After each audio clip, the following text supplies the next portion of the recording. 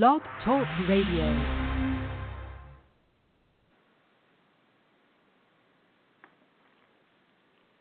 Hey guys, this is Those Guys with your host, Matt Marrero, along with the other host, Tristan Walter.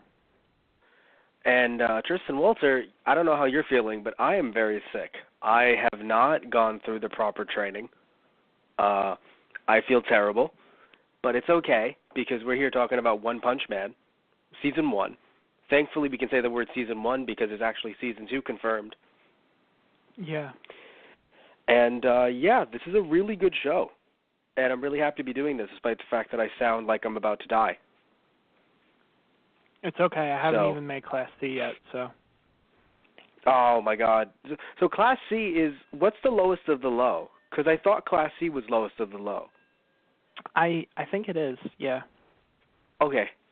Because I thought, Saitama didn't do so bad getting Class C, and then when I saw the breakdown, I was like, oh, wait, no, he's actually, the joke is he's at the bottom of the, he's at the bottom of the totem pole. Yeah. Yeah. So I think the reason why I like this show so much is that, well, first off, I love parodies, especially when they take themselves seriously. So obviously, it's funny because it's meant to be funny, and it isn't really meant to be too crude or too perverse. It's just funny in a stupid way, and then if they need to gross you out, it just kind of, you have Saitama kind of pop up from a dream screaming about rock, paper, scissors with a booger on your finger. And you're like, oh, God, yeah. Yeah, and it's like, oh, it was just a dream. And then goes on with his day. So for me, I feel like I really enjoy this show because I do think that in a weird way, minus the fact that literally the only thing that's I consider quote-unquote adult about this show, I'd feel weird, is having Puri prisoner just being completely naked a lot. But he can't unleash his full potential if he's not naked, Matt.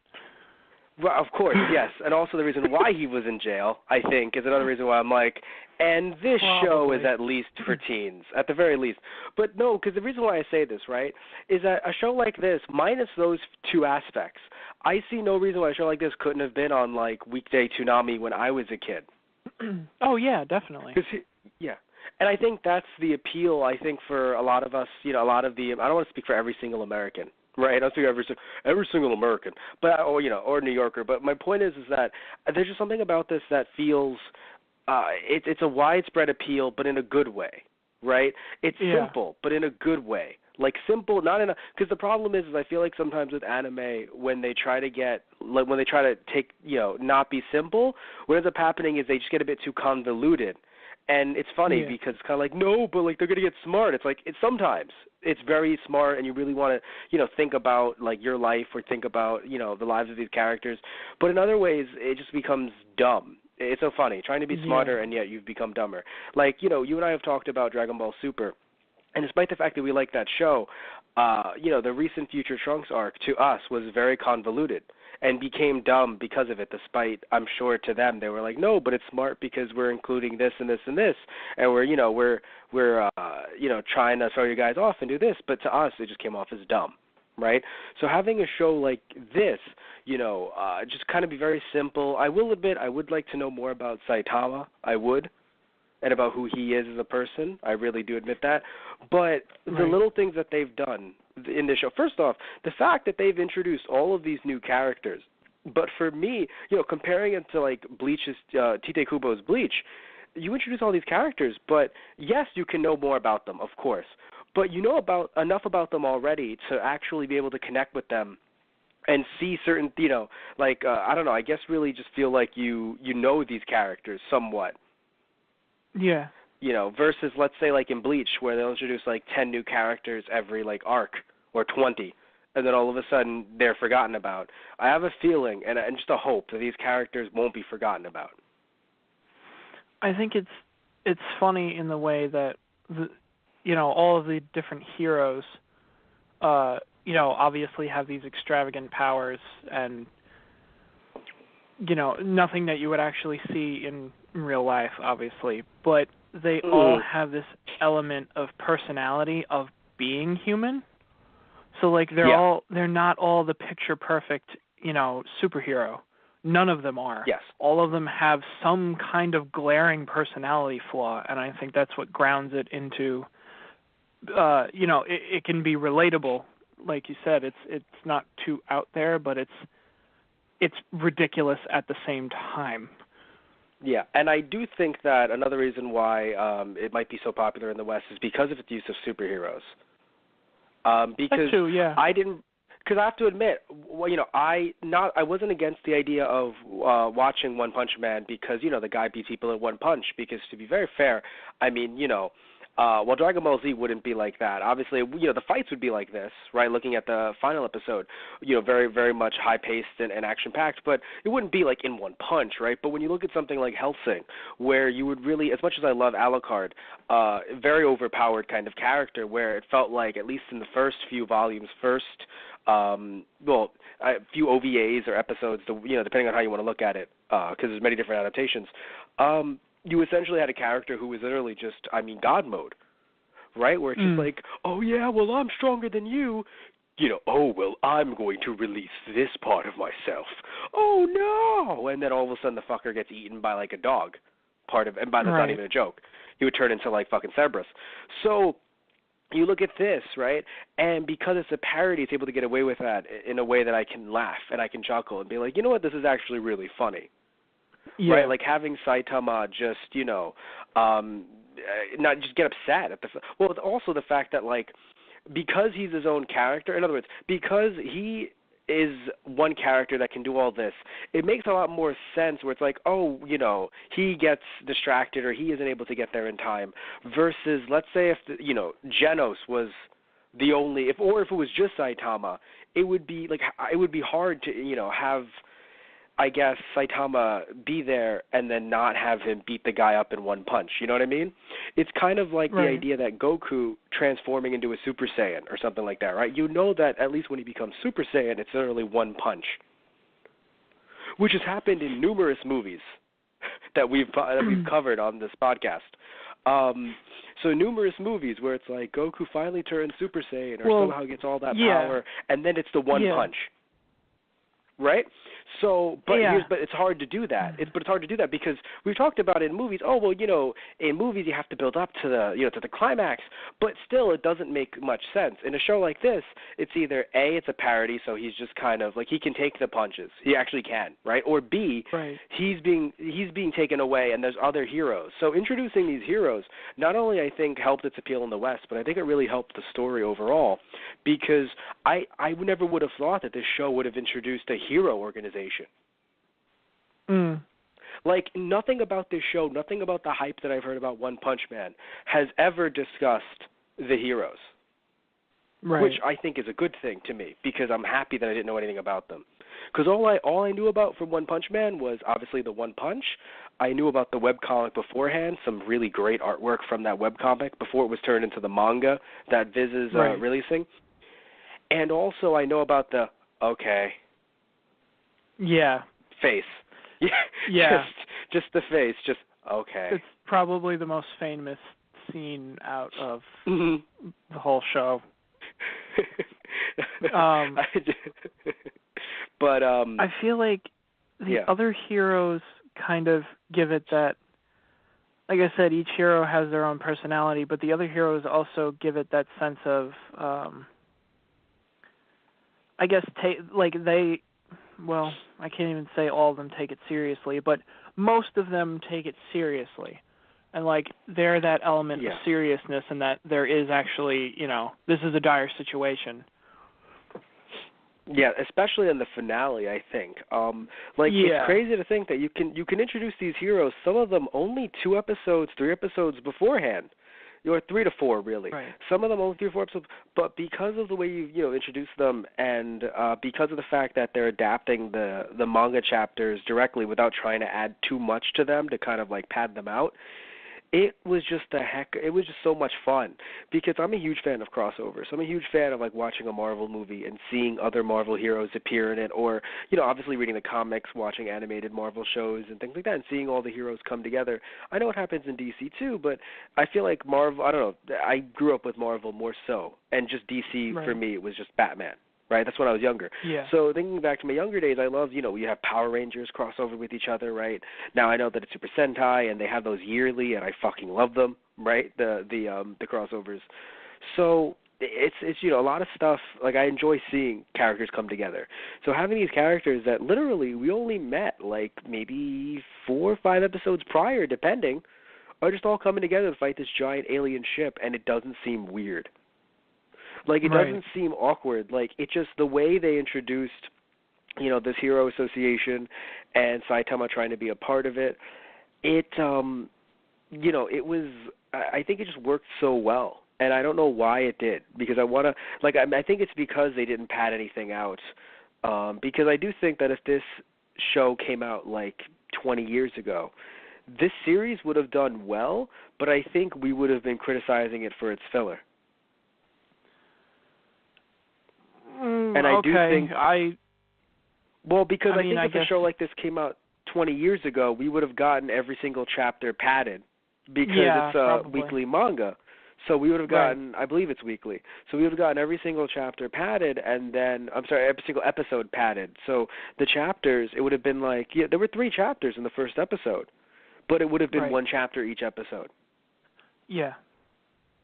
Yeah, and that's what I'm saying. They would have, so we would have, instead of having like 13 episodes based on, I believe it's 3 to 4 volumes, we probably would have had like 1 episode per chapter, and that would definitely hurt the series' pace, because I think the pace that they went, and I will admit I didn't read every single manga chapter that correlated to these episodes, but I read the first 2 volumes, and I saw that not only were they pretty much adapted 1-to-1, they almost, some lines were taken directly from the manga. Which was amazing. Like, dude, literally direct lines. Where you'd have the ape cyborg saying, "Sorry, I was just trying to sound cool." And I'm like, "Wait, what? Really?" I'm like, this is the exact same line, like word for word. It was really funny. Like, the only time there were lines that didn't fit were if they were a bit too direct and too stilted, where like Saitama said he has a training menu instead of a regiment. Right. Yeah. Other than that, where like little words like that, everything was kept in a very interesting way, because of course both the anime and the manga were both done by Viz.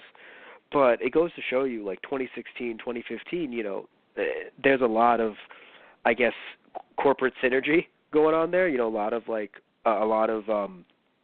work done on both translations to make them sound similar, and it's crazy how similar they sounded. Right? Like, reading it, I felt like I was truly watching like an animated version of the manga. Right. Which is like, and really, obviously that's how it should feel. And yeah, exactly. And everyone's at home probably like, well, duh. I'm like, no, but like, I guess because you and I are fans of, Dragon Ball Z, we've seen some Naruto, we've seen One Piece, we see a lot of these longer running shonens, and I know it's probably because they're longer running, but even, or shonen, but even like looking at Fullmetal Alchemist, both adaptations, by the way, and it feels like, every once in a while they'll, pad something out, or they'll, go a different direction a little bit, and things will be different and, whatever. But here it really felt like they just wanted to expand on what was drawn in the manga and in some ways keep the same exact camera angle. Yeah. Like, I think that's what's crazy too. Like, they kept similar. I don't know if you've seen much of the manga, Tristan, but in some ways they keep similar camera angles, and I'm just amazed at how direct it is. Probably not the best for sales, but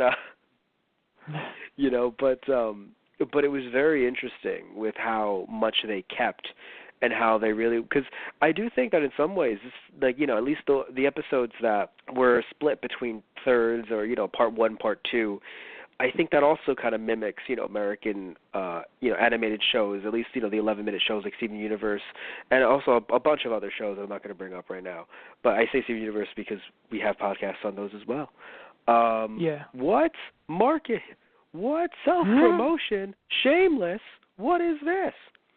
So my question to you, though, Tristan, is who's your favorite hero, or even just favorite character?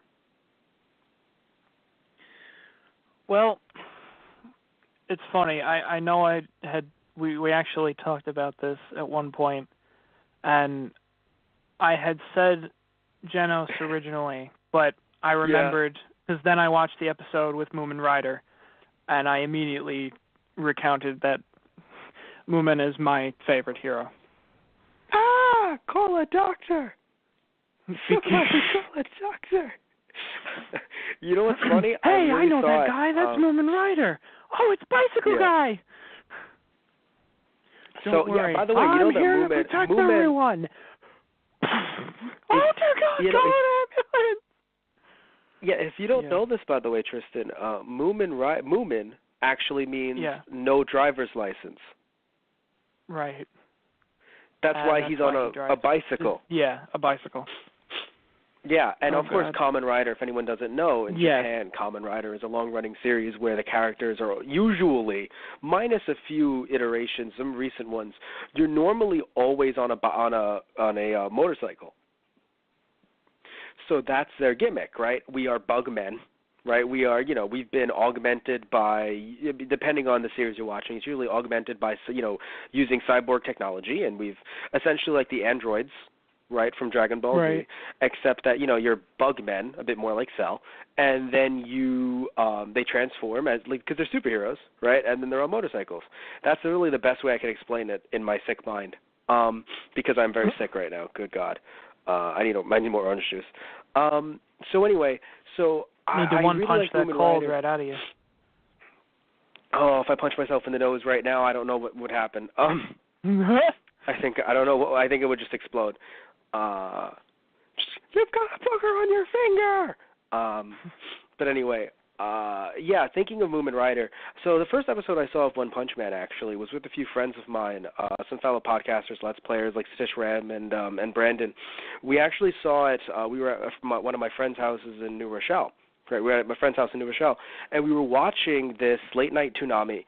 And because they were like, let's watch. I'm like, all right, because I'm like, do they all really connect? He's like, not always. And so thankfully we saw the one where Moomin Rider appeared for the first time, and there was Genos, and then it was the what was it? It was the We Don't Want to Work party. It was those guys. Right. Oh yeah. Yeah. Yes. And then I got to see Sonic for the first time. Yeah. And dear good God. God, Sonic, look at you with your naive smile. And I was like, what the fuck? I can tell there was no bloodlust in that last attack, due to the innocent smile on your face. Yeah. Oh my God. But anyway, like I was saying, so I thought Moomin Rider was going to be a one-off throwaway character, because again, I didn't know how far they were going to go. I didn't know how far they were going to go into the superhero thing, the Hero Association thing. And also, the way you introduced him, he's just like, I'm going to take you guys down. Ding! And he's fucking on the floor bleeding. I didn't think he was going to die, but I just thought, like, all right, that's the first and last time we're seeing Moomin Rider. And then all of a sudden, it's episode 9, and I'm sitting here with a blanket wrapped around me because I'm cold, and for some reason, I don't know if I could blame it on. I'm crying. I'm fucking crying because Moomin Rider is just like, I'm going to do it no matter what. And I'm just crying, and the little kid that's clearly in the American version voiced over by like a 30-year-old woman. Yeah. It's just, I know you watched the dub this time, right? What? You watched the dub this time, right? Yes, I did. Good, because I know you've, for once, Tristan got the one up on me. He saw the sub and the dub. He saw the sub first. I, haven't been wanting to watch One Punch Man because, I've been very busy, and then it turned into, what we're going to do on the podcast, I'll see what's on my DVR, and of course that's the Toonami Adult Swim version, the dub, right, the English dub. Yeah. So I was like, I'll watch that. And then I told you to watch the dub as well, so that I don't want the two of us to come at it with two different translations. So I'm like, just watch the dub. And so you did, and so like the little kid, I hear the little kid in the background, and then when they flashed to him, I was like, I thought you were a 30-year-old woman. I'm like, I'm sorry, usually women do very good little kid voices, but I heard the little kid screaming, and I'm like, oh yeah, that's a 30-year-old woman, and then it was just a kid, like a little like on his mom's shoulder. I'm like, what? Right. But it was a really sweet moment.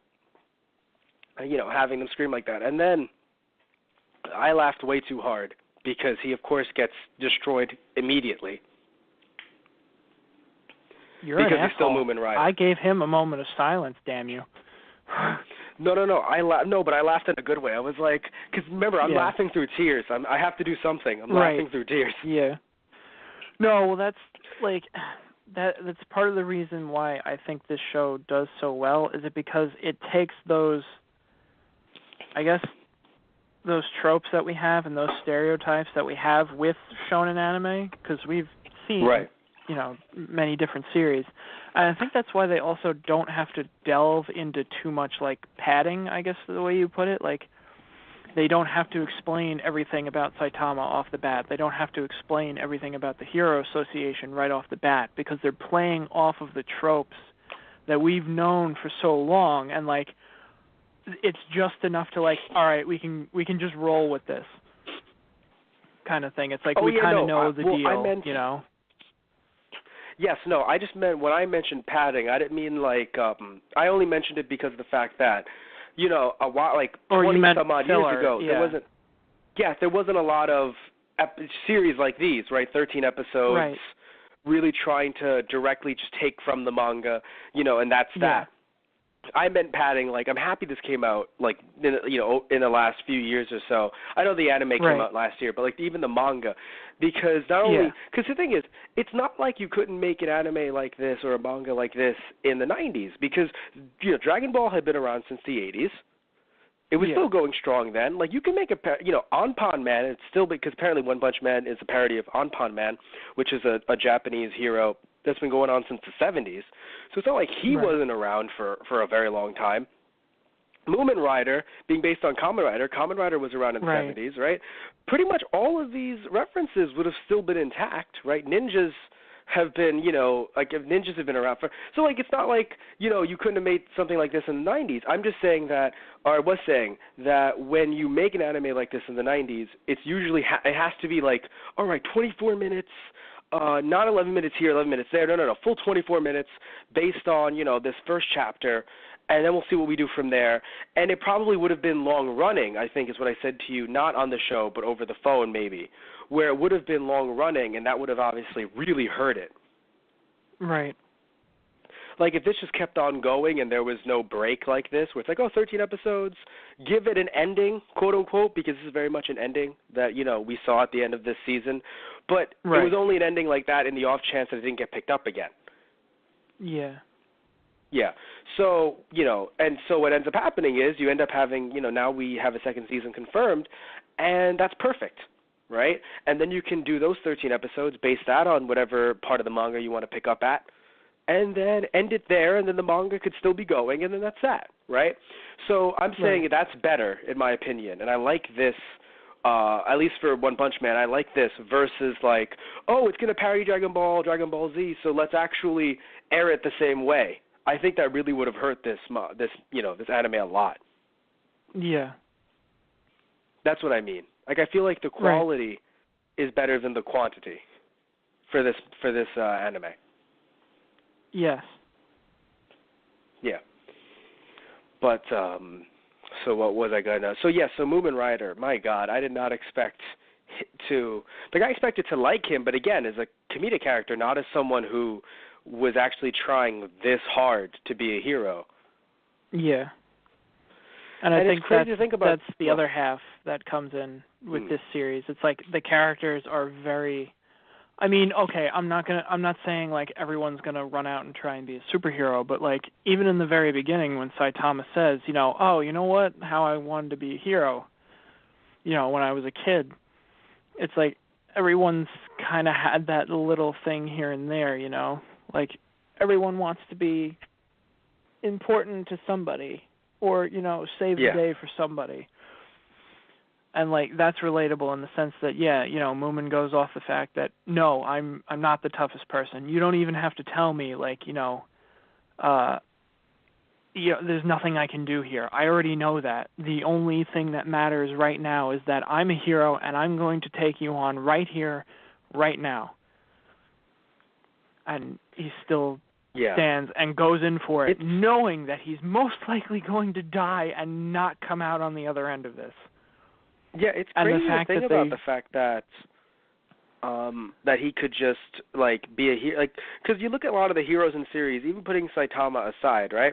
Look at a lot of the heroes in a series, and many of them that they show us, right, are either ranked S, A, B, or even the C ones actually have powers, right? It's crazy to think that Moomin Rider at this point is just a dude on a bicycle. I mean, yeah, I guess you could. Depends on what you want to call powers, I guess, because a lot of them do have enhancements. Like you look at Genos. But he doesn't even. But he doesn't even have enhancements. That's what I'm saying. It's crazy. Literally up to this point, he's been. I guess he's been able to Moomin is a cyborg. No. No. Yeah. No. Moomin is strictly human. That's what I'm trying to say. I don't I'm not talking about Genos. I'm talking about Moomin. Moomin up to this point has just been Okay. Maybe he's taken a cat out of a tree or he stopped a mugger, but Moomin's just some dude on a fucking bicycle. It's crazy the Hero Association. I mean, I know you have to pass the test and that's that, but my God, they let this dude in and there's I know he's not supposed to kind of go out of his jurisdiction. Again, he's a low-level C, but Jesus Christ, though. In a world with all of these monster attacks, it's just, I can't even believe he actually got in. And not in a bad way, I just mean that's crazy, and no one's given him any enhancements of any kind. I mean, I think the Hero Association, as the organization that it is in this series, realizes that you do need those types of heroes. You need, those everyday, not to belittle it, but small tasks, like you said, no, obviously he's not going out of his way to fight giant monsters because he will die.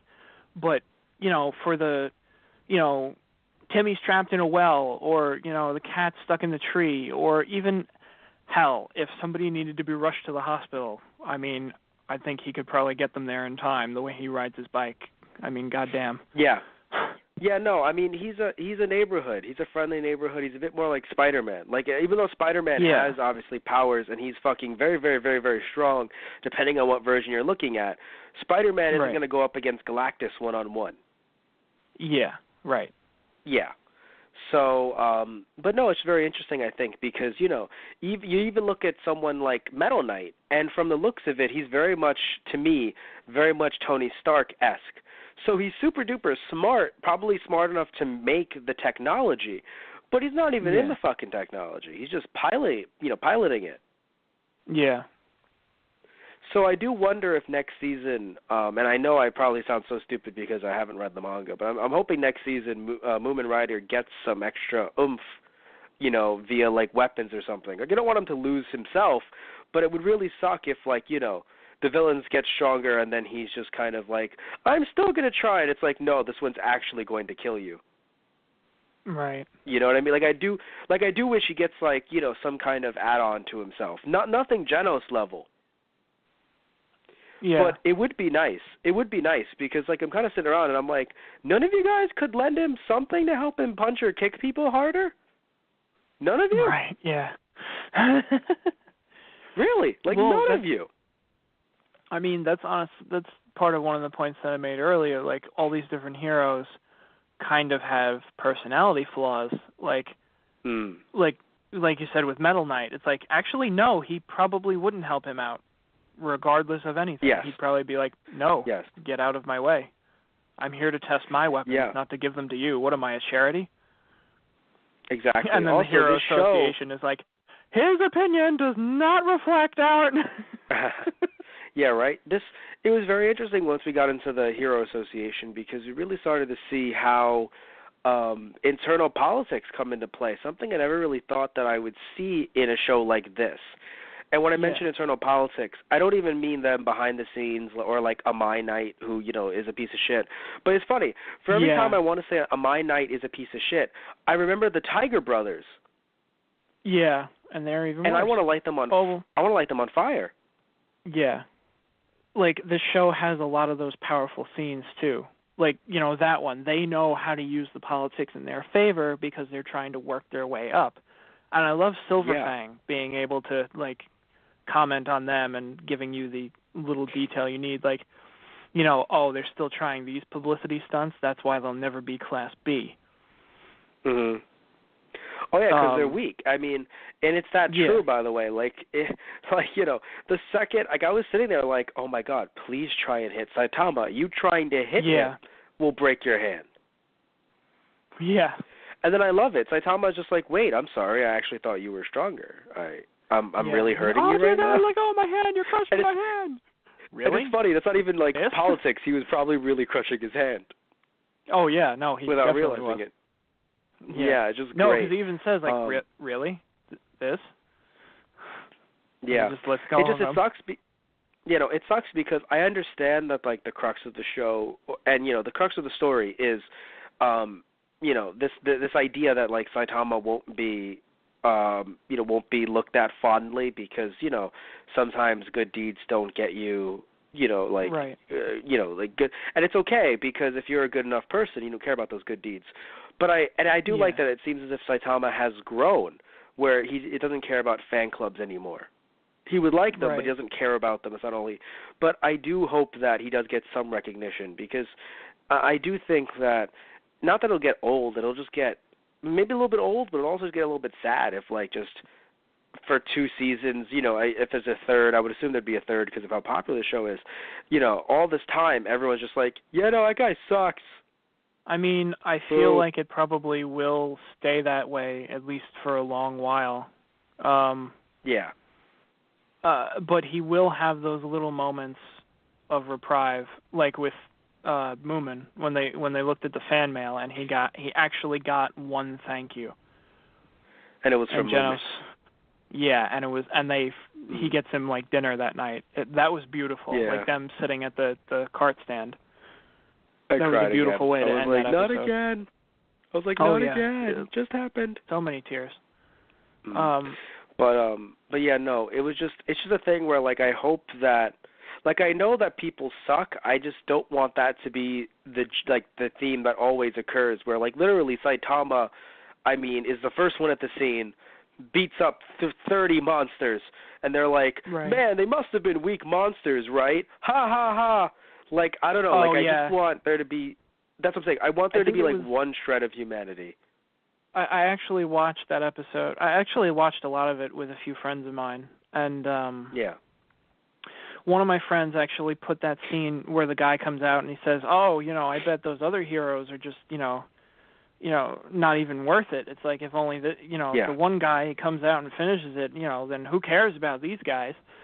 My friend put it, he's like, they're having a beautiful moment. It's like they're really going to give, Saitama the thanks he deserves. And then the internet rears its ugly head. And I'm like, oh, dear God, he's right. That guy is the internet personified. I'm like, why? Yeah, actually, he sounded like a troll, to be very fair. He sounded like a troll. Right. But he actually believed it. He actually believed it. That was even worse.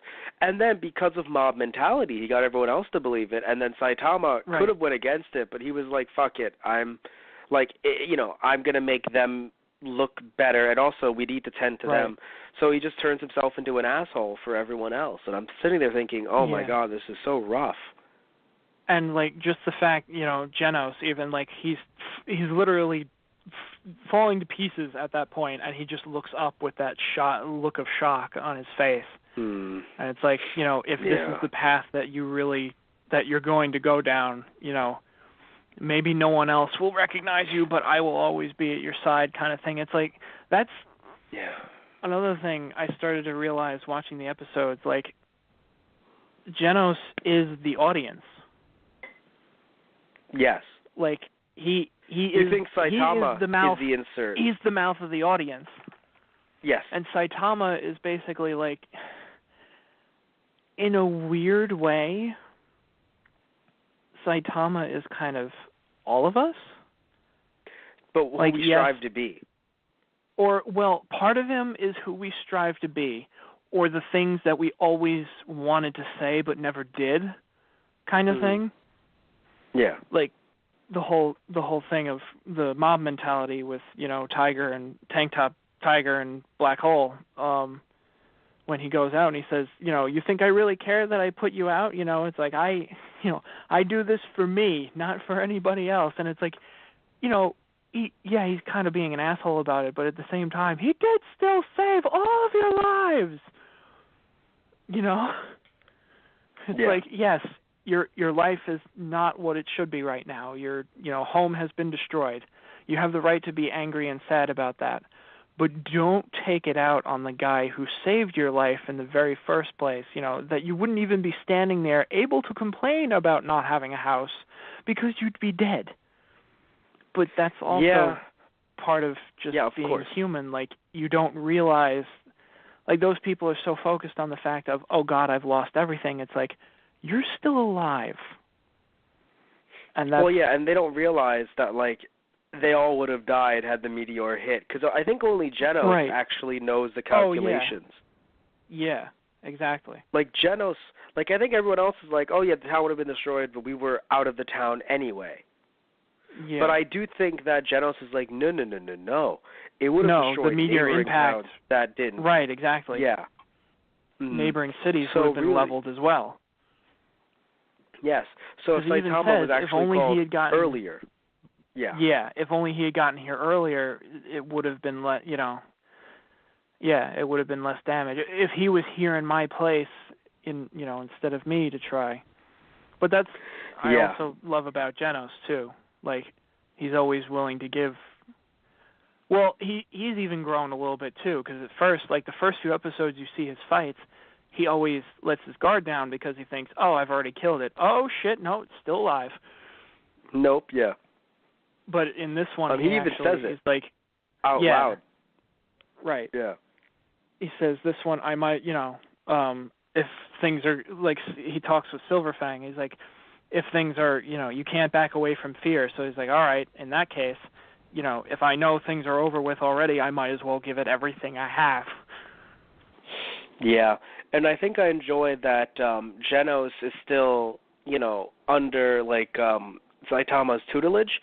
Because I was worried when Silverfang appeared, and the way Silverfang and Genos talked, Genos was like, you know what? I want to work with Silverfang. Mm. And Saitama was going to be like, oh, okay. And then he would have, like, qualms about it, like, oh, no, he left me for Silverfang. And that would be a thing. No. But I'm happy they didn't really do that. I feel like he'd be completely fine with that. Because he never actually wanted Genos as an apprentice in the first place. He's like, shit, what do I tell him? Oh, I have his strength training. What am I going to tell him?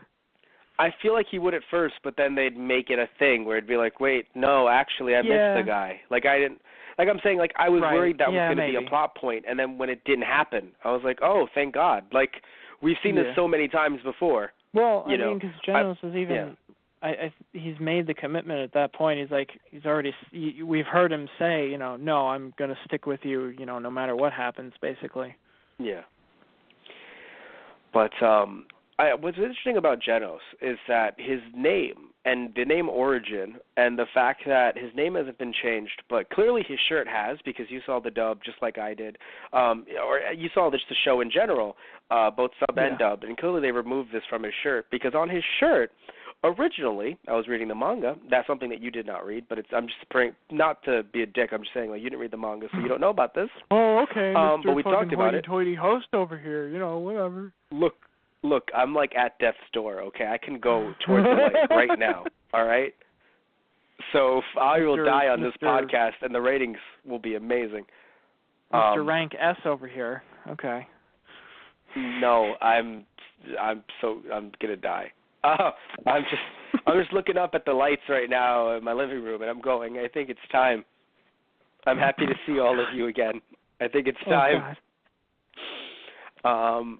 But anyway, so I was reading the manga, and in all seriousness, because this is a very fucking serious topic, he fucking had the word genocide written on the side of his shirt.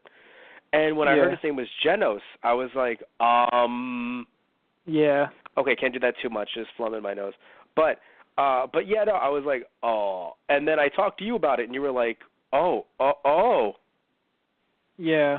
So that freaked you out. And everyone should have weird. seen his reaction. It was priceless. Yeah. Oh God. It's weird because they kind of did a flip though. It's like it's not him causing the genocide. It's like no, his entire town was destroyed. So it's kind of the opposite?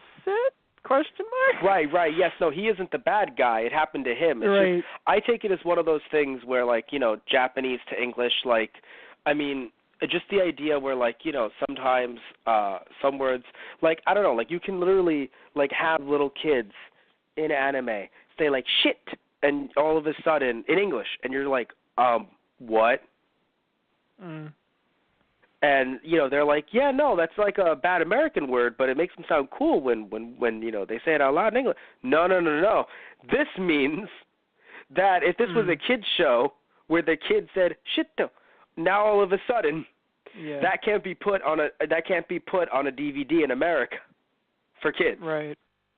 You know what I mean? And so, like, I think it was one of those where, like, I'm not saying they don't understand what genocide means. Duh. Right. Like, that's stupid. Obviously. But they don't look at genocide the way we look at it when we look at what happened in World War II and the Holocaust, right? You know, not trying to be like, well, they were on a different side of World War II. Like, I'm not trying to be that kind of a piece of shit. Like, I'm not trying to be a dick. I'm just trying to be, like, genuinely say, like, I remember there was this wrestling situation, right? We're talking about WWE right now, where Chris Jericho called two wrestlers back of the bus boys. Now, what that means is that he and these two wrestlers, they would all hang out in the back of the bus because that's the cool part of the bus, right? Right. So, like, you know, like, oh, yeah, they're my back of the bus boys, where, like, you know, we all hang out in the back of the bus, you know, we party because that's where the party is, right?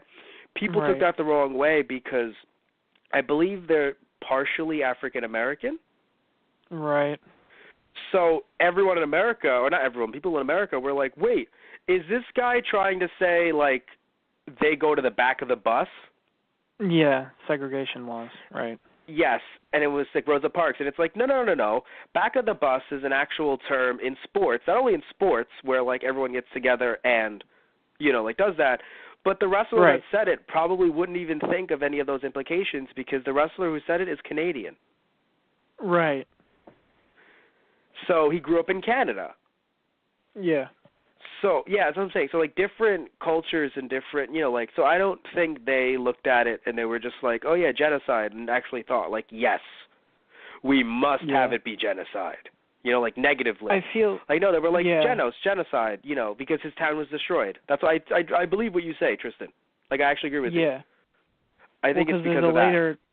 A later line of dialogue, too, where they're at Silver Fang's dojo, and he shows them some of his, you know, the martial arts style he founded. And he's like, do you want to be my students? And, you know, Saitama's like, nah, you know, I'm good. And Genos also goes, no, I'm not really interested in the style. I just want raw, destructive power. And I was like, okay, see what you did there. Oh, God, oh, no. Yeah, and I'm like, well, you already shoot jets of flame from your arms. I think you're pretty much already there, buddy. Yeah. I think what's interesting is, like, if this had to be, like, it's if no, I want raw destructive power to save people. Wait.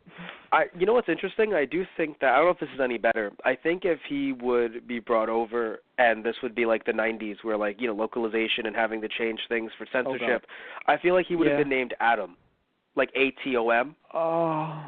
I don't know if that makes it any better. No, I think that would make it worse. Yeah. Well, I mean, either one is bad. I'm going to be very real with you. Either one's bad, but I feel like that one would make it worse. I mean, for the Japanese, yes, but not, I mean, again, Genos is genocide. That's pretty bad. There's been many genocides around the world, still going on to this day, sadly. Yeah. I feel like either one is bad, but, like, it's a really weird situation to be put in, right? Like, just Genos for genocide. Yeah. Crickets, crickets, crickets. Like, good God, how did we get here? Every class, how did we get here? We don't know. Good answer. But, no, because seriously, that's a very hard place to have yourself put in between. Yeah.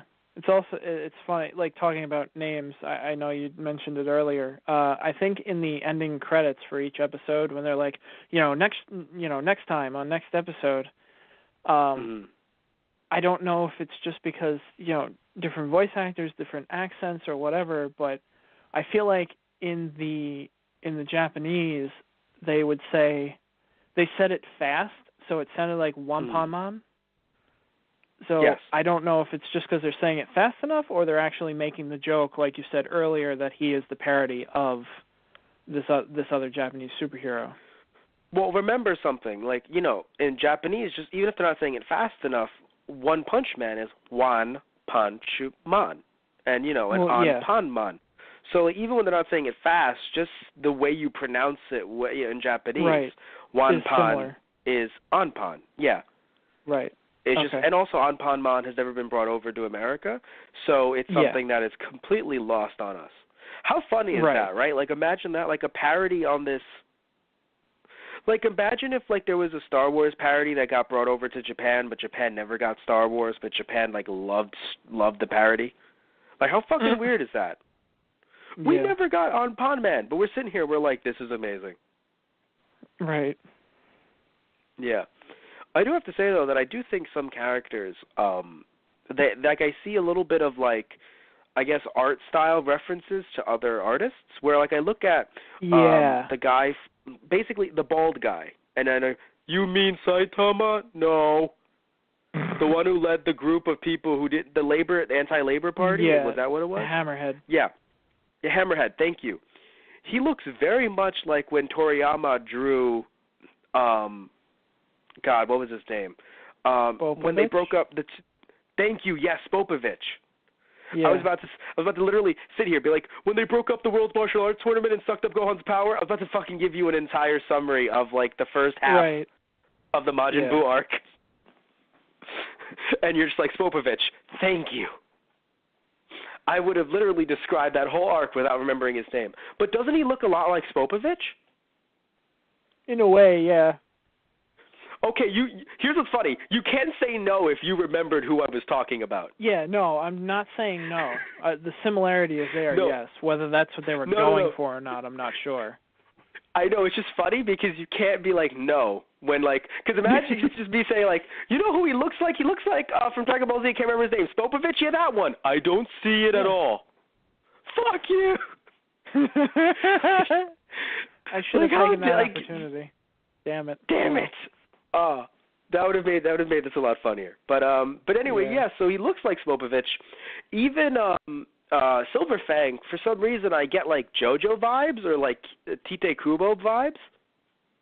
Yeah. It's funny. I get that vibe from Tornado as well, the second rank in S-Class, the girl. You get Tite Kubo vibes? Well, I don't know about Kubo, but like I guess it's maybe her appearance is just generic enough in a way that it reminds me of everything, but no, like, I don't know, when you see her directly and the hair and she lights up a little bit, that green tinge she gets around her, she feels familiar and I can't place it. I don't even know if it's from a series I've watched or if it's just from something I've seen kind of thing. But you might be thinking of The Hero Academia, maybe? Maybe. I've seen a little bit of that. Yeah. Another one of my friends actually really enjoys that series too. She looks a little bit. I for some reason I think of Cutie Honey when I see her, which I know you wouldn't know anything about. But what I love, by the way, and I do wonder, is with Puri Puri, the prisoner. Oh God. I wonder if it's supposed. Okay, because here's the thing: the dub kept some of the Japanese names, sadly. Yeah. So like, Mai Knight is actually Handsome Knight.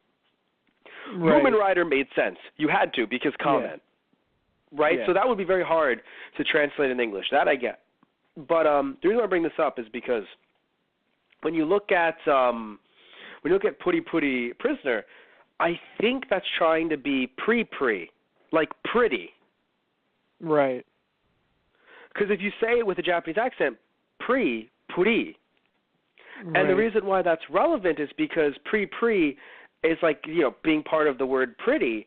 There's all those magical girl series, right? Not just like Pretty Guardian, Sailor Moon, but there's also the Pretty Cure series, where, by the way, if you don't know about this, Tristan, I believe it was the first ever Pretty Cure series. The opening starts off with like Pootie Kua, Pootie Kua, Pootie Kua, and they're like Pretty Cure, right? But it obviously in the Japanese accent. It's like Pretty Cure. So like Pootie, I think that's what they were trying to go for there. Yeah. Well, he even has a magical girl, like quote unquote transformation too. Yes, like which I laughed really hard at. Oh, that was hysterical. Yeah. Mhm. And it's but, like, he's going to get a costume, right? Yes. No, he's just completely naked. Okay. And we say he because we're pretty sure that he is a cross-dresser. I believe they refer to him as him. Right. Right? Yeah. So he's a cross-dresser. He isn't trans. Yeah. We're pretty sure. The one problem, of course, that Japan has is that, you know, they like to take people who are cross-dressers or trans and kind of make joke characters out of them. Yeah, right. So I will admit that is a problem. However, I do like that his character was strong, and I think that does matter. Yeah. We're like, okay. Yeah, no, and also again, we saw him more than once. I think too is another good thing because, like, for me, and I believe me, I'm not a cross-dresser, I'm not trans, so like I can't speak for those communities. But just, you know, I can just say that, you know, I can understand why someone would be offended, but I think it would be even worse if he was just a joke character that only appeared once, that was like a level C. Right. Yeah. Right, like you give him a prominent enough role. Yeah. Yes. He's an S rank. He came back to kick even more ass. Right. Yeah. And he holds his own. The only problem, of course, is that he's a fucking convicted rapist. But like, and that's a problem that's separate of him being, a cross-dresser. But it's still worse that he's a cross-dresser and a convicted rapist. What? He said, "I can't stop. The reason why I'm in jail is because I can't stop touching boys, or I can't stop touching men." Okay, that's the reason why he's in jail. And then he had the injection for them. Yes. I mean, yeah, the scene with the two heroes in the hospital, yes, and him coming to visit them. Right. But even before that, they was like, "Why are you in jail?" Right, yes, and he said he was verbatim. in prison. Yes, Mm-hmm. I didn't take it that literally is what I'm saying. Oh, okay. No, because he's verbatim. He said the reason why, and the reason why was he was like, "I just couldn't stop touching men, beautiful men." And I was like, Right. I was like, well, this is not. So it's funny. Now that I remember that part, I'm sitting here like, you know what? You can be offended. Don't listen to me. Go be offended. Yeah.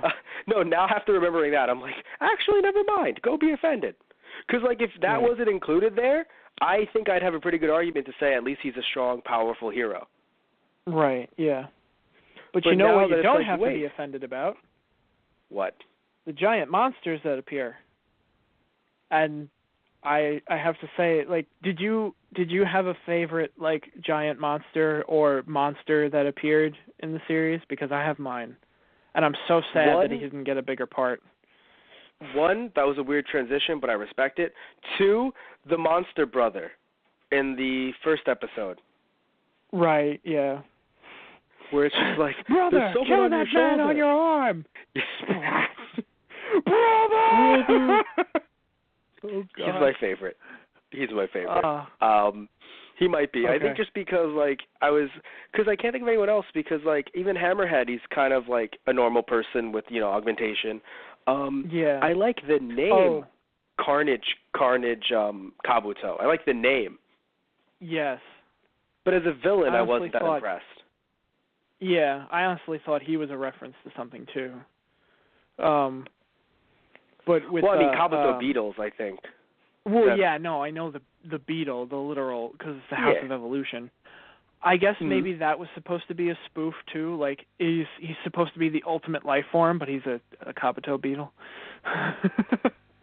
Yeah, well, for me, I thought like when they set up all the traps with all the the floors, I thought it was going to be like the Bruce Lee film. I think it was Game of Death. Oh yeah, that kind of would have been cool. And then sad they didn't go about it that way. Well, because I think the whole thing was too. Also, you were like, yeah, just like in Dragon Ball, he's gonna go up every single one, and then Genos just blows up the whole fucking place. Yeah. Oh yeah, that was beautiful like, too. I was like, damn it, Genos. Well, yeah, because even Saitama's like, well, we could have seen what they had in store for us at least first. I mean, jeez. Well, that's what happens when you're at Saitama's level. Like, you can literally get in with anything. He's like, I just want to experience this, man. Right. I know I'm going to win. Just let me experience this. Basically. Yeah. Although, granted, if Genos hadn't have done that, it would have taken even longer, and they probably would have missed the bargain sale, the super bargain sale on Saturday. I think they already did. That's why I was so sad. No, because that's so what hard he was saying at the end. He was like, if we hurry, we might still make it back in time. Yeah, that was just so funny, because it was just and like... the evil scientist dude, I have to say, kind of reminded me of Aizen. Like, I don't know, he just gave me that kind of Aizen feeling. His design was more like Uryu to me. Okay. But one thing I want to say that I really enjoyed is that when I was reading the manga, it didn't really do this. So when they did it in the anime, I was so confused when they said, because the line in the anime was so much more forced, but I didn't realize. But once it kind of came to light, I laughed even harder because of how forced it was. Where you have Carnage Kabuto like, yeah, I'm gonna rampage like this all week from now until next Saturday. And I was like, why do you have to make it like talk about Saturday? And then just have Saitama like, wait a minute. Next Saturday? Yeah. That means that today's the bargain sale. I was like, oh, and he punches him into oblivion. Like, it wasn't that forced in the manga. Like, it's funny. It still wasn't worded correct. Like, it was worded too direct, but it wasn't as forced. Because, of course, you have to say it out loud, and it sounds forced. So when the voice actor for Carnage Kabuto said it, I was like, that seems very, like, why did you say it that way? And then he, it's like Saitama was starting to think out loud, and I was like, this is wonderful. Right, yeah. Yeah, it was a lot of fun. Yeah. Overall, this show is just a lot of fun. Oh, yeah, definitely. So I wanted to say for my answer, my favorite monster that appeared was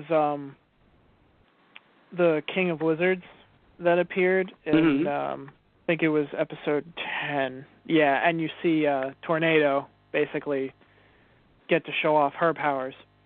And I love how there are so many ancient beasts on Earth that come out. Like, the first one was like an incarnation of Mother Nature saying, oh, we need to get rid of humans because they're a disease plaguing this planet. Then you have the Subterranean King who wants to take over the surface. And then the Sea King, saying, all life started from the ocean. We are the ultimate rulers. And then you have, the giant Lizard King coming out, and he's basically a giant armored Tyrannosaurus. And I'm like, as soon as I saw that, I was like, my jaw fell off because I'm like, he looks amazing. And I was so sad when he goes to Tornado and so, she's talking on the phone, like, what do you mean I need to, go back? You sent me out here in the first place. He's like, are you done? And she's like, shut up! He's like, I'd love to see you try and, make me. It's like, the only thing that could stop me is a giant meteor. She's like, huh, all right, I'll have to get one of those. And I'm like, oh, no. And it's just a skeleton laying in a crater. I'm like, oh. Oh, my God. But, like, apparently Earth has all of these monsters waiting in the wing, like, yes, we're going to take the Earth back in our favor. It's like, what stopped these guys from doing it in the first place? I think in the first place they just didn't really want to.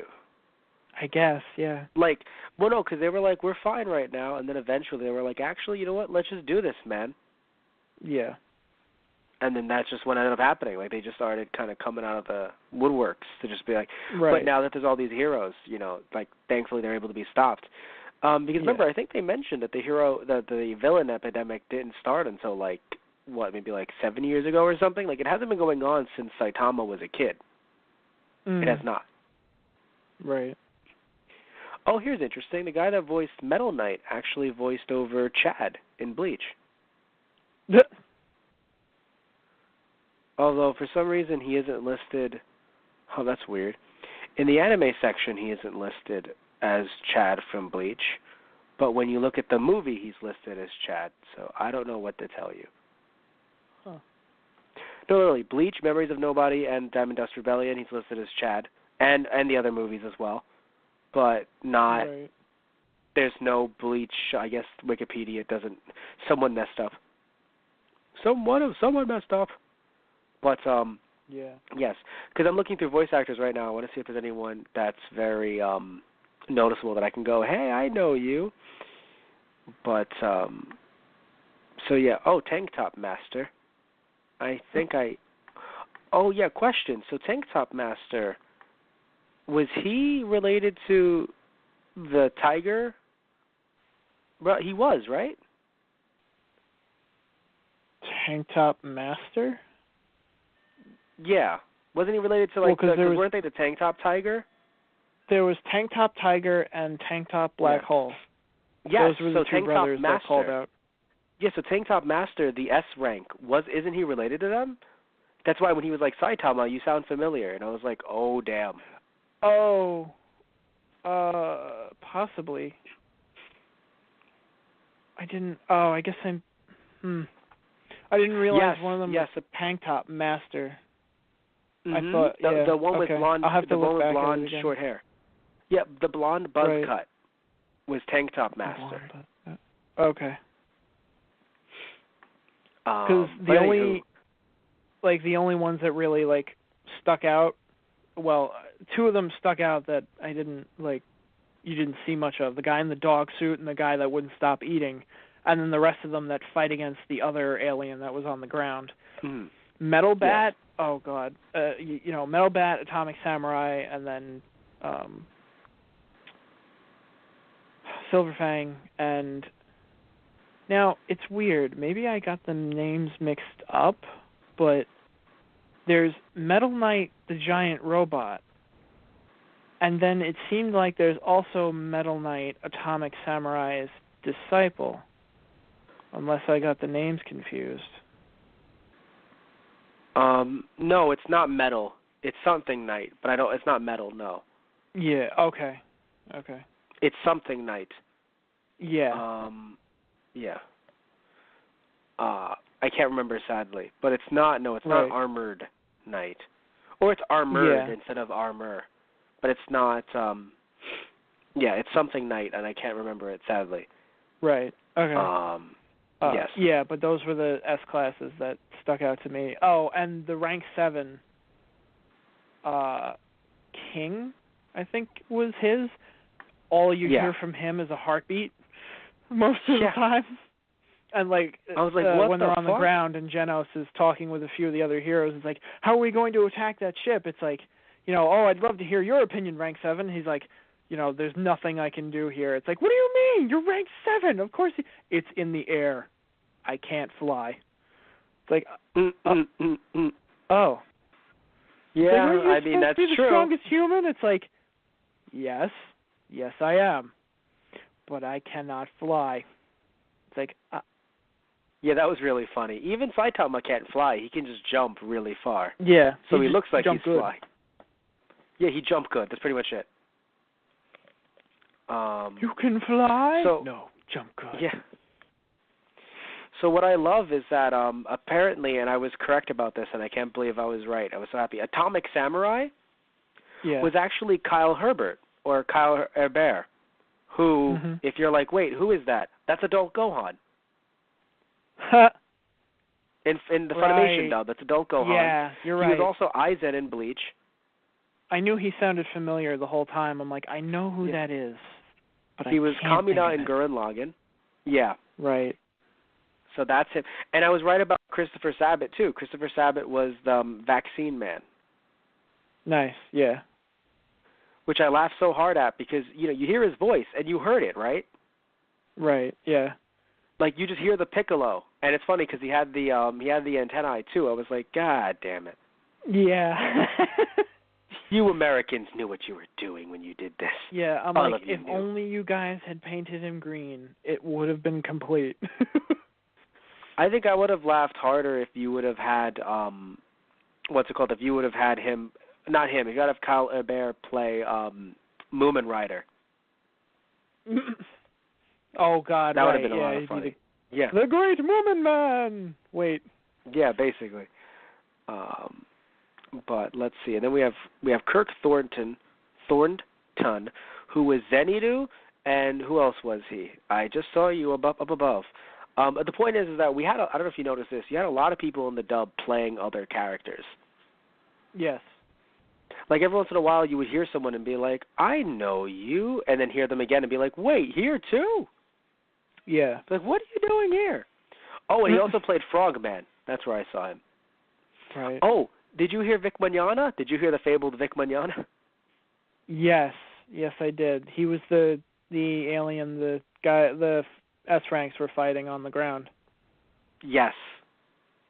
Yeah, I totally. Yeah, it was great. Because I listened to him and because I saw the fight the first time. Well, I watched it and I watched the sub the first time, but this time, like looking at him, I'm like, oh yeah, he's a giant hulking man. Oh dear God, it's Broly. Yes. They're fighting Bio Broly because he's regenerating. Mm-hmm. Oh dear God. Something that I really enjoyed, by the way, and I just want to clarify it before I actually, I don't remember who the African-American hero, what his name was, the S rank. Oh, right. I don't remember either. No, the reason why is that I just want to clarify before I say this, but you know what, I'll just say it, and if I'm wrong, I'll just, I'll say it on air. Crap, I'll say that on air. Yep. Basically, wait, give me 1 second. Okay. No, this isn't right. Okay, no. Sorry, there's a character in One Punch Man named All Back Man, and I was like, what? I was like, right. Sorry, for a split second, I was like, who? Apparently, he's blonde, and he had his hair was completely slicked back, and he was a sea-level hero, and his name is All Back Man, and I'm like, okay, we have to stop a podcast for a second. This just got weird. Right. No, but the thing that I'm trying to say is that I'm very happy they actually got African-American voice actors. Right. Because that's something that, sadly, I don't really see a lot in anime voice acting, right? Where we'll see African-American characters, and then they'll be voiced over by white people. Yeah. And you're kind of sitting there, and it's just weird because of the fact that it's not like, because, like, look, if you're going to voice over a character like that, it's okay if you're just going to voice them over normally because it's not as if you're just supposed to sit here and be like, well, African-American people have different kinds of voices. Like, no, like, I'm Cuban Puerto Rican. I don't want to sit here and just be like, oh, well, clearly my voice is, is so much different than you, Tristan. It's like, oh, nah. You know what I'm saying? Like, well, no, not exactly, right? But the problem is that, as much as we love Christopher Sabat and Funimation overall, when they did Panty and Stocking, he was Garter Belt. And that was really crazy to me because I was just like, you're really telling me you can't just find an African-American dude to be Garter Belt? And then he was asked about it as a con. He was just like, yeah, no, I'm a little bit black. And I think he pointed to a birthmark, and everyone laughed. And I was like, no, but, like, really, though? Like, are you sure? So, because if it's like a random one-off character, it's just like, you save money by getting someone in the studio to do it, right? Right. But when it's a character like, like this African-American hero that I'm looking for, or when it's, let me see. Oh, maybe I think it might have been, give me one. Was it Flashy Flash? It is not Flashy Flash. Flashy Flash was the dude that was very chill. Right. Because here are the characters we had, right? We had Pooty Pooty Prisoner. We had Metal Bat. We had Tank Top Master, who is like related to the other Tank Top brothers. Flashy Flash, who is the chill dude. We had Watchdog Man, who sniffed and said somebody farted.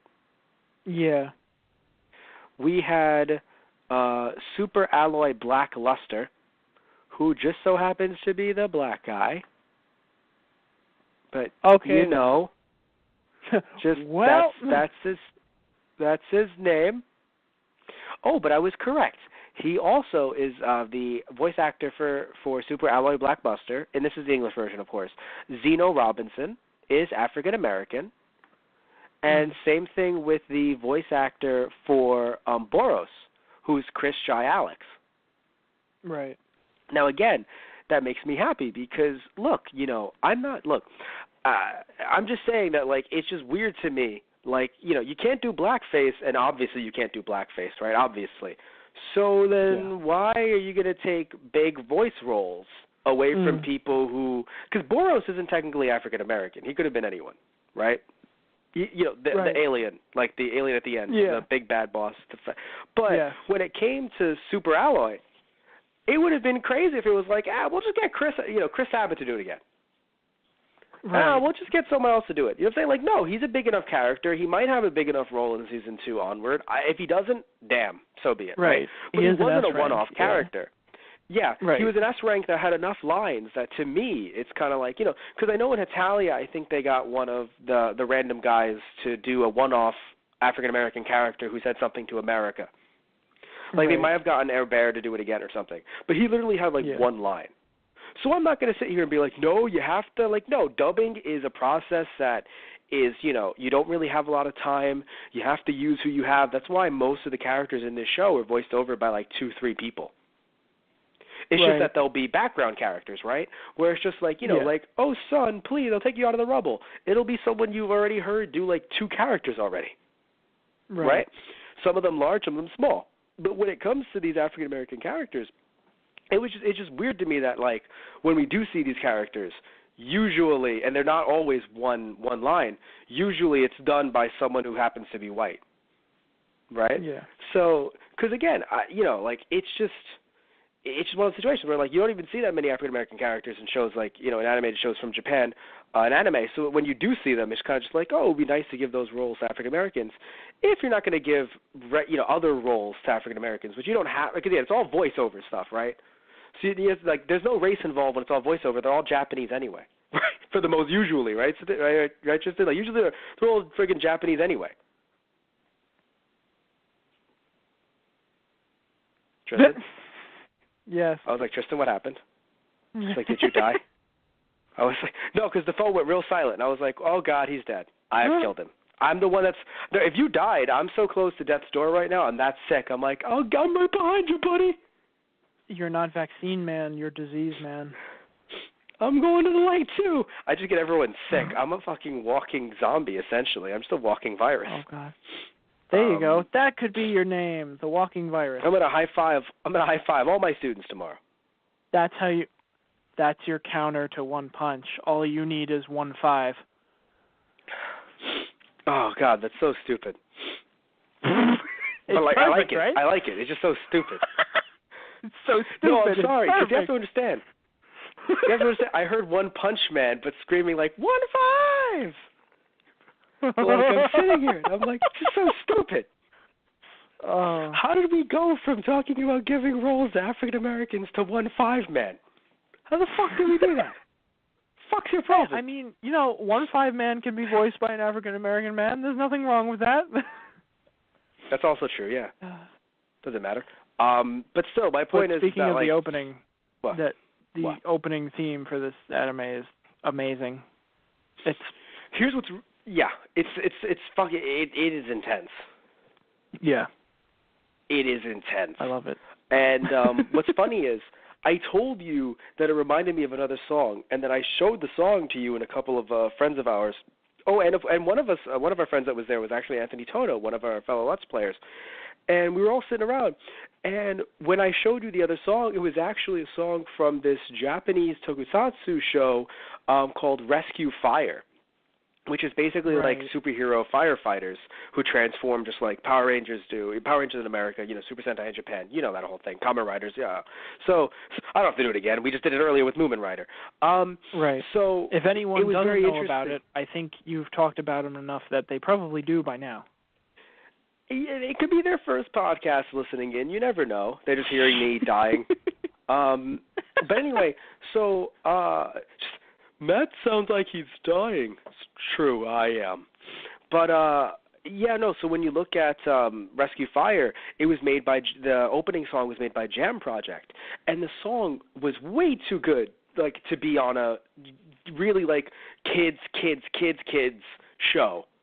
right? Like, like a show where the kids are like, okay, cool, gonna buy the toys, and then the action was pretty cool, but not like the best action I've ever seen. I liked it, right? Like what I've seen of Rescue Fire, I do. But like the song, you heard it was very powerful, and then I told you, I was like, these are the guys that did One Punch Man. Did it make sense? Yeah. Because oh my God, so yeah, it was just so you see Rescue Fire, the opening, and then you see the opening for One Punch Man, and you're like, yeah, that level of intensity. Yeah. Very intense, very powerful. And like if that doesn't get you to work out, or like just like you're kind of laying down in bed and you're like, am I doing sit-ups now? What's going on right now? I thought I was going to get up to turn off my alarm, which was currently the song for One Punch Man, but for some strange reason I started doing sit-ups. Or you just wake up like Saitama did after that dream with the Subterranean King and just like punch your alarm clock through the floor. That was also pretty funny, I think, where the Subterranean still existed. I was happy that they existed, but they weren't as tough as we thought. No, as the dream he had. But the cool thing is that, that was, okay, it's funny. Because here's the thing, right? It was still a dream sequence. So you want to sit back and go, well, that sucks because it wasn't real. But we still got to see a fight out of it. Yes. Right? And that was beautiful. Because we could have not seen a fight, right? It could have just been like right before the first punch, it could have cut. But no, we actually got to see a fight out of it in the second episode. I want to say it was a second episode. So it was nice because they didn't want to, they obviously couldn't have jumped into anything crazy yet. That was going to happen later with, Carnage Kabuto and the Deep Sea King. Right. But they wanted to give you guys give us a little taste of, hey, this is what can happen. This is what he can do. Yeah. Right? So even though it's a dream, just understand that, this show isn't just going to be like a slice of life anime or a slice of life manga surrounding a guy who can beat everyone in one punch but who doesn't actually get to fight anyone hardcore. Right. No, we're still in shonen territory. Yes, but I do think that's why I said way earlier, it was great to introduce someone like Genos because, despite us talking about how he was named, right, the actual character, it's a great way to kind of have fights happen, and then Saitama is like, shit, I have to, I have to get there, rather than, oh yeah, no, I'm just not using my one punch. Right, What are you using then? Nothing. Okay, well, that's going to end this real quick. Also, something that's really funny is looking at Genos' positivity when he's just like, Master, you always arrive on time because you're always there to stop the bad guy when we need you. And, essentially, that's kind of, he didn't say that verbatim, but he said you're always on time. And then you just have Saitama saying, actually, I'm always late. A true, but that's kind of what everyone always says about these superheroes who only show up at the last minute. Right. It's just you're not on time. Saying that Goku was on time, where it's Goku showed up right before Gohan got killed by Nappa. He's on time. No, he didn't. Fucking, everyone else is dead. Tien, Chaozu, Yamcha. Yeah. Piccolo, was he on time for any of them? No, he was fucking late. Well, that's basically what it felt like with the Deep Sea King. No, and that's the point. And that's the whole point of it. Oh, dear God. Saitama was late, clearly. Yeah. I love how he even ran over. He's like, oh, dear God, Genos, are you okay? Are you still alive? I didn't think Genos was... I'm actually happy that no one has died thus far. Because, I'm cool with heroes dying. I was hoping that they wouldn't go that heavy into, the first... season. Next season, if you want to kill any of them off, it's fair game. It would suck, but it's fair game. I thought for sure, that punch that Moomin got, I thought for sure that was going to be it. I thought he was dead. No, that's what I'm saying. That's why I'm I was kind of sitting there I really hope he's not dead because I thought, heck, even the first dude, until we saw the first dude twitching when Putty Putty showed up. Right, The first dude being the sea guy. Yeah, Stinger. Stinger? Yes. Something like that. Yes, Stinger, yeah. So I thought Stinger was dead, and then we saw him twitching, and I was like, oh, so they're not going to kill anyone off yet. And then when Moomin got hit, I was like, and they're going to kill him. And then I was like, oh, they're all going to the hospital. I was like, oh, thanks, sweet baby Jesus. Just I would prefer for it to happen again, season 2, later in the manga, right? So, after all this, I do think it's fair game. I think you can kill any of them off, and I'd be sad about it, but, it comes with the territory.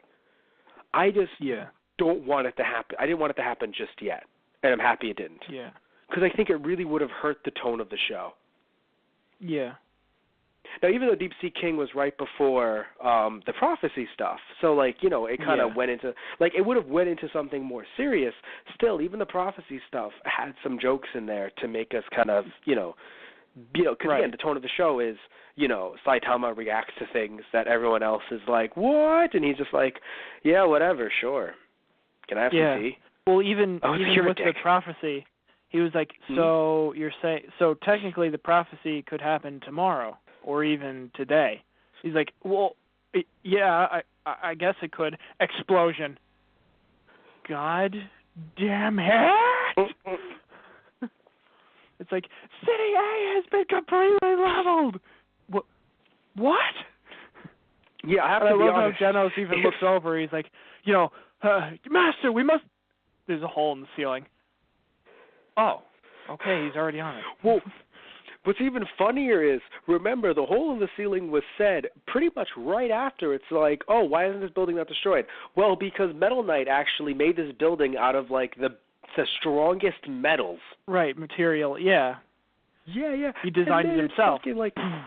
And the Master, and he not only jumped through, he jumped through all the way to the roof. Yeah, the roof. They were in the basement level. Oh, God, right, yeah. That's what I'm saying. Weren't they in the basement level?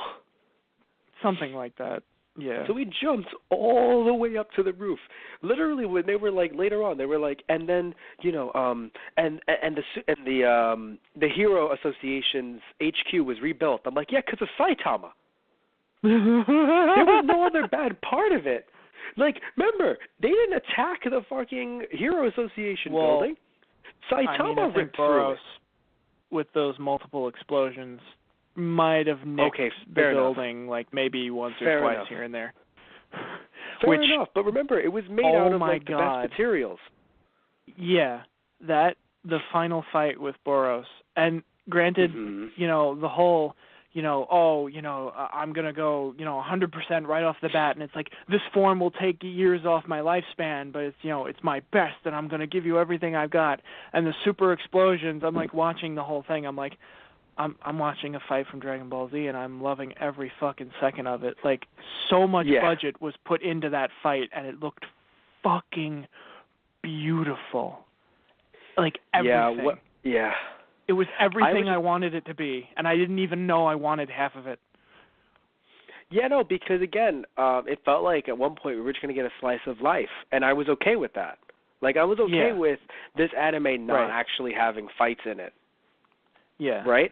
I was okay happy with that they kind of, tagged that dream sequence. It's yeah, this is what it could be. It's we're going to give you that again, but we're going to save it till the very end. It's don't worry, it's coming. It's here. It's here. It's just waiting for you.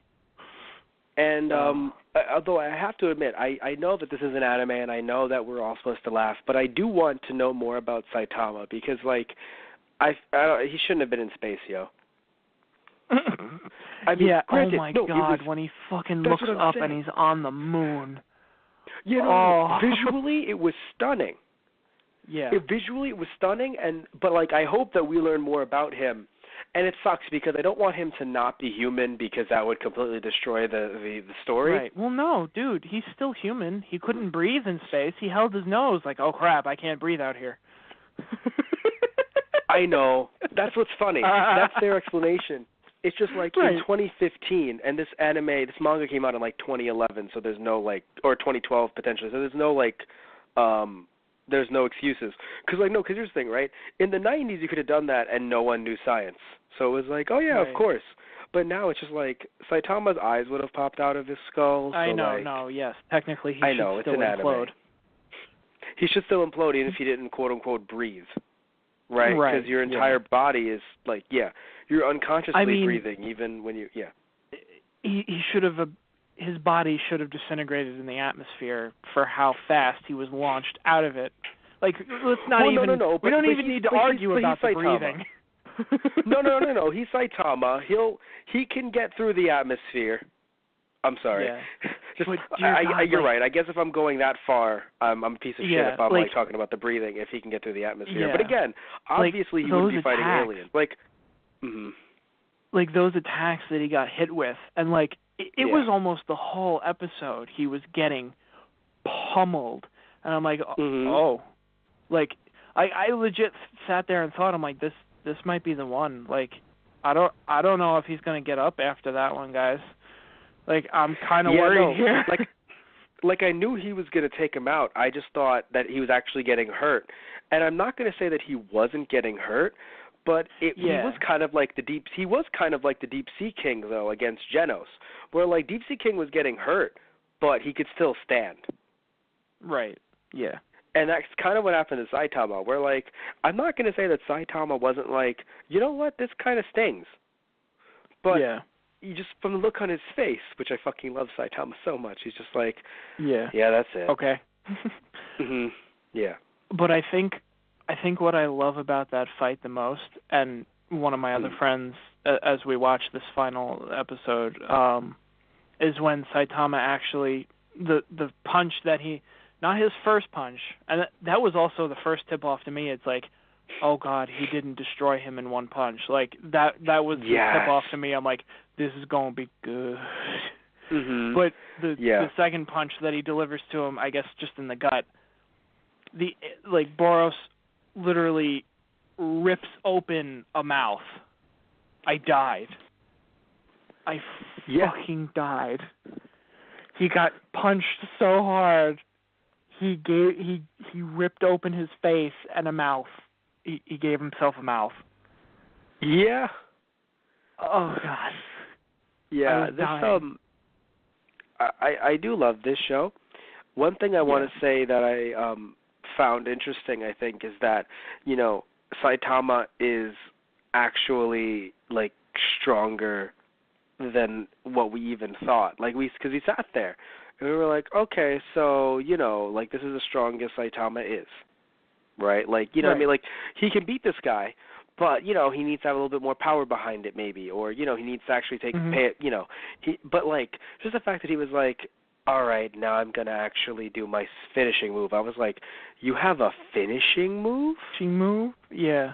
Oh, and even Boros saying at the end, like, Saitama turns around and he's like, that was a good fight. He's like, don't lie to me. I know that wasn't your full power. And it's like, oh, fuck. Yeah. I mean, I don't know if his finishing move was his full power. I assume that was. But, like, if it wasn't, holy shit. Yeah. That's what I'm saying. Like, that's crazy. You know, and also I think I just want to, the reason why I said, like, I want to know more about Saitama is that, like, I'm not saying, you know, he's an alien or whatever, but, like, I want to see more of his fights because, like, from the way we see it, right, one day he's kind of strong as, you know, as, like, one day he's kind of strong as a, you know, guy trying to get a job, you know, then he does training for, like, a month, and then he becomes this. Like, I'm not saying that, like, I know that's the joke, right? It's like, haha, yeah, anyone can, not the joke, but also the theme, right? Because you and I were talking about this before the show. Like, oh, anyone can become Saitama, right? And then also the joke is that it was only a normal training regimen, like nothing crazy. Right. But I still want to see some of his fights because, like, it's just crazy to me to think. And again, I know I'm supposed to. It's to such a disbelief. It's a joke. It's a parody show, but still, it takes itself so seriously in some ways. So I do want to know, like, well, like, did you really just like not fight anyone for that month, and then all of a sudden, after that month, let's say with your training regimen, all of a sudden you're just like, yeah, no, I'm like this. I can go into space and be just fine. I trained so hard, my hair fell off. Yes, no, that was hilarious. Believe me, his training regimen made me laugh really hard because it was just like, that's all you did? And that's also the point, you know, like, really? That? Yeah. It's a lot for some people. 100 push-ups, 100 sit-ups, 10-kilometer run, you know, like whatever. But, you know, I still want to know if he fought anyone in the, like, look, I don't want him to have, like, crazy powers where, like, it's like, oh, he was hit with radiation or, oh, he actually, you know, came from somewhere else. Like, I want him to be human. But Right. I do want to know more about him and why he potentially has this power, because the fact that he didn't even hit him with his full power potentially, so that he, like, stronger people than this alien will show up. Yeah, and that's and we'll scary still, within itself. Yeah. Because dear God. Yeah. Yeah, like, where are you going to go next with this, right? So Yeah. I do want to know more about Saitama, and I hope next season kind of expands on that. Right. I hope so. Again, I don't want anything that makes him not him, but I do want to learn more about him, because I do think at this point, I know it's a joke. We're supposed to take it as a joke, but, it's just, I don't know, I feel like I would want there to be some more background on him. And, of course, more background on a lot of these other heroes. Yeah. Despite I like what we've gotten so far, but I would like some more background in the future. I would like some more of a look into the Hero Association, because we still don't know what's going on with Genos and the robot that killed his village or killed his town, right? We don't know what's going on there. We don't know what's going on with the Hero Association. Clearly wants Genos there for some reason, because they were doing a lot of research on him. Yeah. No, like, it looked like the at first thing... they were like, Go ahead. No, I was just going to say, it looked like at first they were trying to, there were cops that know that they're part of the Hero Association, but it looked like they were cops that were like, oh, let's follow his trail. If there's something clearly wrong here. And now he's part of the association, and they're all like, yeah, that's cool. I'm like, what's your end game? But what were you going to say? Well, I was going to say, I feel like the biggest thing for me is going to be, you said his name before, and I can't remember. The top rank in Class A, though.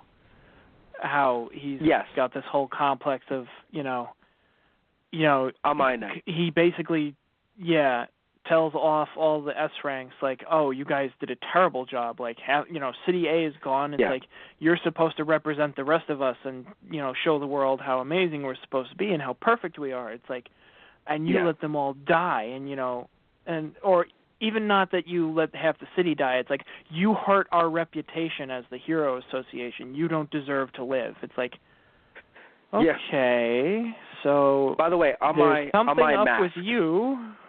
Yes. Right, yeah. Yeah. I hate him so much because, again, I want to hate him the most, but then we have those two tank top brothers. But I hate him because he was off being famous, right, doing an interview for a new drama, it was for a drama. The other time it was for the CD.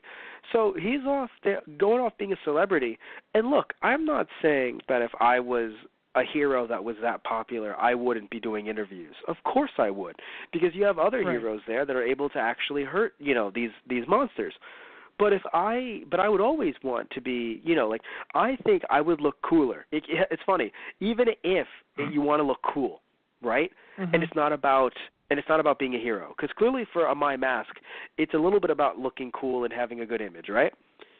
If you wanted to have a good image, in my opinion, you would stop mid-interview and be like, I have to go save this town. Right. And everyone would love you even more than they do now. Yeah. So, like I don't know, if I was in their universe, right, if I was a human in their universe and I didn't die immediately. Yeah, right. Right?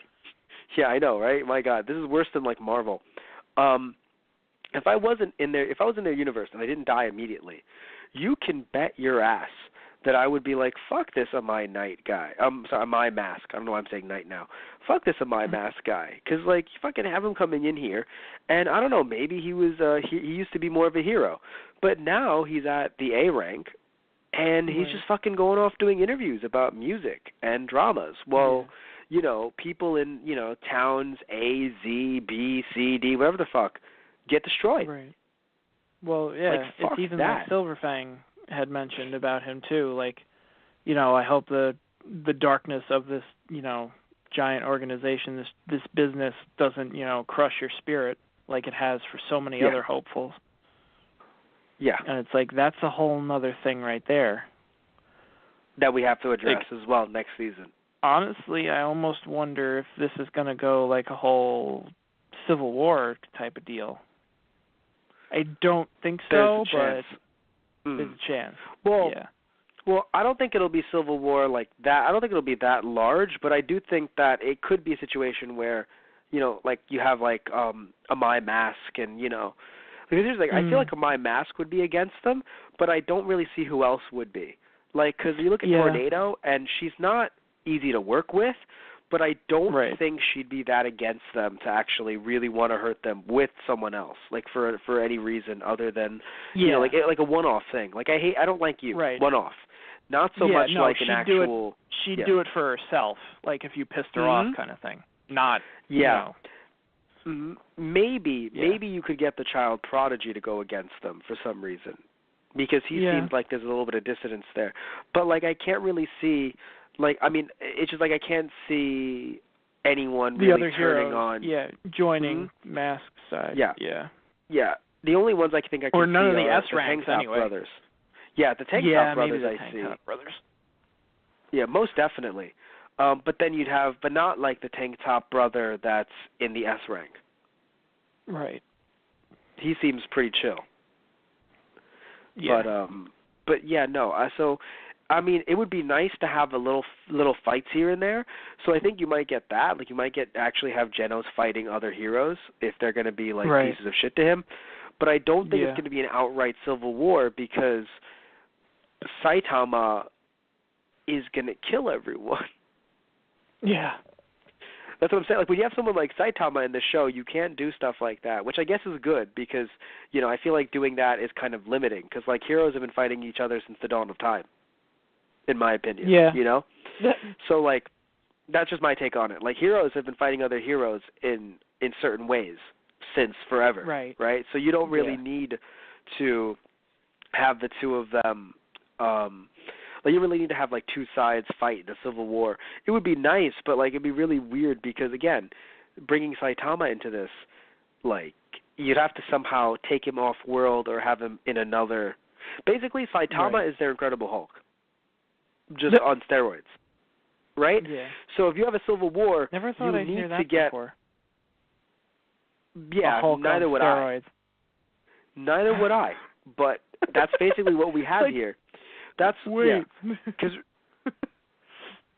No, but that's why for Civil War they actually took Hulk and they shot him off world, and he went, and that's why there was this Planet Hulk series because he wasn't actually on Earth, and that's why the Hulk isn't on Earth. In the comics and, in the movies, he was just Mark Ruffalo's Hulk wasn't there. Right. Yeah. He went away to be sad somewhere. But anyway, so I don't know what would happen and like if they did something like that here, I feel like Saitama would have to be elsewhere or be captured or something. Yeah. Well, any side that gets feel Saitama like the other way. Yeah. I feel like the other way that might go about is that it'll be a fight over Saitama. Like whether he's allowed to stay or whether he is forced to go. Yes. Okay, that makes sense. Because then I could see it being a bit more divided. Yes. But then, again, whatever side Saitama is on, he would be. Like, he would already have to be off the planet or off somewhere else. I feel like he might just go back to, like, freelancing at that point, and not even care about being registered. He'd just... Or maybe, even travel the galaxy or something, somehow, some way. Just be like, all right, if you don't want me here, I'll just go off to somewhere else. Before we end the show, I actually want to talk to you about something that I talked to you about pre-podcast because it didn't irk me. It just really confused me. Like, it actually got me thinking. So Saitama obviously hasn't been a registered hero. So he isn't in the public eye because he isn't a registered hero. But what's crazy, until episode 3 or 4, but what's crazy to me is that he's been a hero for 3 years regardless. Like, he's been vigilanteing, right? He's been a vigilante hero, but he's still gone out and he's beaten some of the biggest, baddest monsters. So I think the question that I brought up here, and I want to hear your take on it, why would no one recognize him if he's been doing this for 3 years? Right. Like, why would no news cover him? I feel like some of the bigger fights, like he never sticks around after the fight is done and through, people will see the other heroes appear because they make this entrance, and then because Right. the chaos is going on, everyone's running away, and then they realize, oh, one of the heroes is here, we're safe, now we can watch the fight, or if it gets too bad, he'll ask us, he or she will ask us to clear the area. Saitama just kind of jumps in, does his thing, and then leaves. And I think within the chaos, nobody stops to realize, hey, wait, who's that guy? They all just turn around and say, what happened to the giant monster? It's got a hole in it. Oh, hey, Moomin Rider's here. He must have done it. Yeah, right. Okay. Also, in City Z, where he lives, apparently it's been, it had problems with monsters a lot already, so there weren't that many people there to begin with. Okay.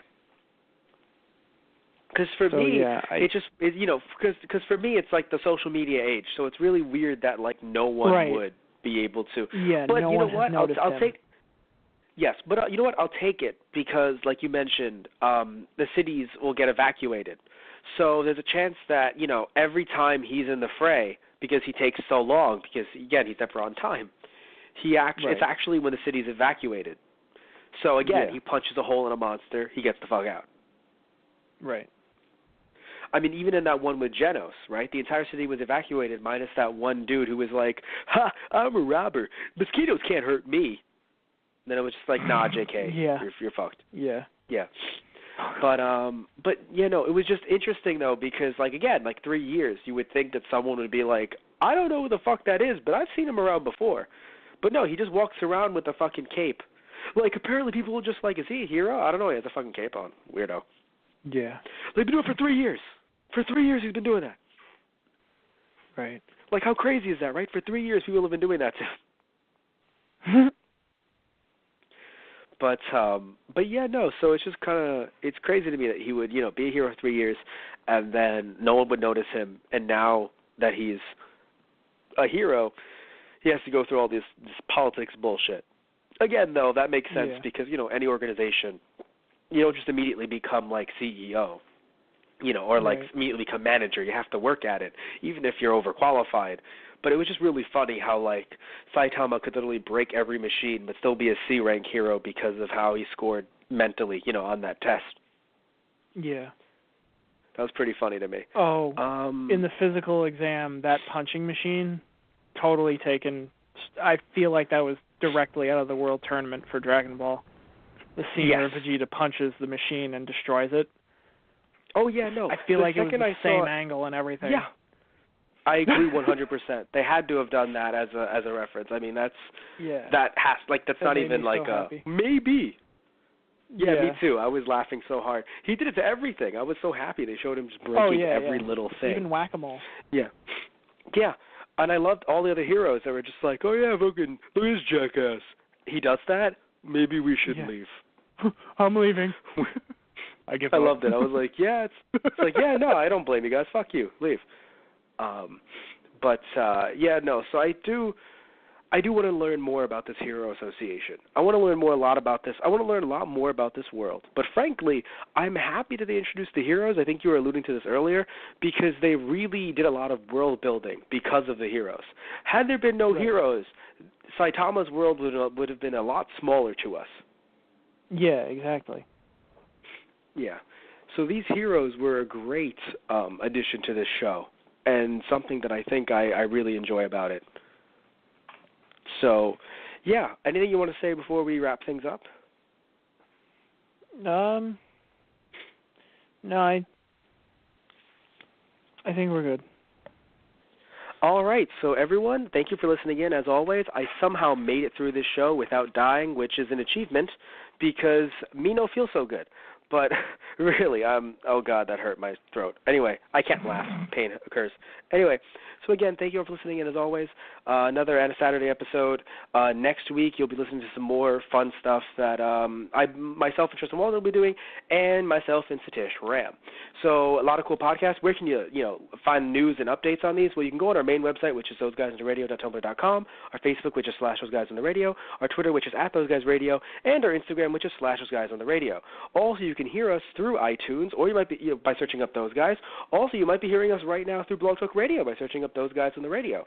Also, you could be listening to us in our archive section on our YouTube channel, Those Guys on the Radio. Search up Those Guys on the Radio to find our podcasts, which are archived on YouTube as well. Also, we have Let's Plays, which I mentioned a little bit earlier, mentioning some of our Let's Play buddies. You can find on YouTube by searching up Those Guys Play. Season 3 is coming up in early 2017, but right now we got a lot of other episodes because a lot of other video games that we've started that we should be finishing very, very soon. And, of course, we have Matt Beats Games from his childhood. Just this month alone, if I don't die first, if I recover, I should be able to beat 3 games from Matt Beats Games from his childhood. What 3 games? Again, tune in to find out. Also, we have merchandise as well that you can get on our main website, thoseguysontheradio.tumblr.com/merchandise, and our eBay channel, Those Guys Radio. Also, if you want to throw a couple bucks at us, or for some other cool perks, you can go on our Patreon, which is actually TG Productions, and you can throw a few bucks at us to help us, with our goals, with our daily struggles. And you can also, depending on the tier, you can actually get some cool stuff like suggestions, Let's Play suggestions, and actual sponsorships where we actually give you guys a shout out mid-show, mid-Let's Play, whatever it might be. And also other, frequently asked questions you can find on our Patreon, which is TG Productions. So I did it all, Tristan. I'm not dead. And here we are. I want to thank you all as always. Take man. Basically, one take man. All right, so, no, believe me, I'm happy. All right, everyone, so hopefully next time I'll be a little bit more healthy, or not. We'll see what happens. So have a good night, everyone, and next time you hear us, we will not be talking about One Punch Man, but we'll still be talking about some good old anime. So, see you, everyone. Good night, everyone. Say good night, Tristan. Bye-bye. I did. Go lay down.